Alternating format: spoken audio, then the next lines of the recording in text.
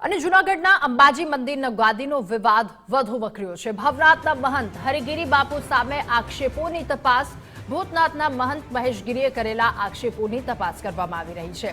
હરિગીરી બાપુ પર કરોડો રૂપિયાની હેરાફેરીના આક્ષેપ કરવામાં આવ્યા હતા।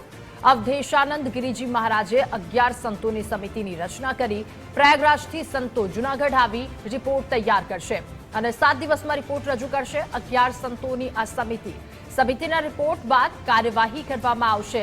ત્યારે 11 સંતોની સમિતિની રચના કરવામાં આવી છે અને રિપોર્ટ તૈયાર કરાશે। વધુ માહિતી મેળવીશું। ધર્મેશ આપણી સાથે ફોનલાઈન પર જોડાયા છે। ધર્મેશ, મહારાજે 11 જેટલા સંતોની સમિતિની રચના કરી છે, રિપોર્ટ સોંપવામાં આવશે આગામી 7 દિવસમાં।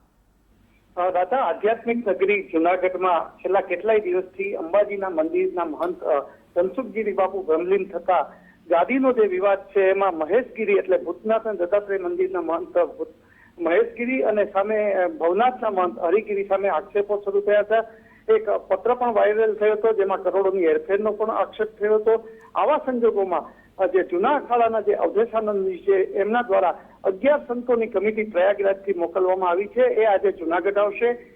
તમામ જે આક્ષેપો થયા છે એની તપાસ થશે અને તપાસ થયા બાદ રિપોર્ટ સોંપશે। મહત્વની વાત એ છે કે સનાતન ધર્મમાં ગાદીને લઈને જે બે મહંતો આમને સામને આવી ગયા છે તેને કારણે જે આક્ષેપો થયા છે એની તપાસ માટે પ્રયાગરાજથી આજે જૂનાગઢ 11 સંતોની ટીમ આવશે અને 2 દિવસના રોકાણ દરમિયાન વિવિધ આક્ષેપો થયા છે એની તપાસ કરશે અને આ તપાસનો રિપોર્ટ આપ્યા પછી જૂના અખાડા પણ આ બાબતે નિર્ણય લઈ શકે છે। જી ધર્મેશ, આભાર આપનો તમામ વિગતો સાથે જોડાવા બદલ।